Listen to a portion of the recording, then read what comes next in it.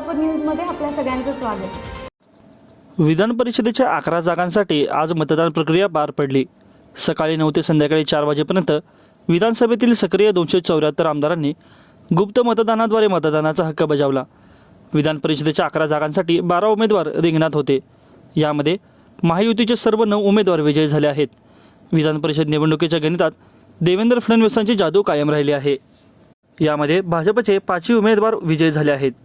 परिणय फुके, पंकजा मुंडे, योगेश टिळेकर, अमित गोरखे, सदाभाऊ खोत, तसेच शिंदे गट शिवसेनेचे कृपाल तुमाने, भावना गवळी, तसेच राष्ट्रवादी अजित पवार गटाचे शिवाजी गर्जे, राजेश विटेकर, तसेच काँग्रेसकडून रजनी सातव हे सर्व उमेदवार विजयी झाले आहेत। माझं सोलापूर न्यूज या यूट्यूब चॅनलला सबस्क्राईब करा आणि बेल आयकॉन प्रेस करायला विसरू नका।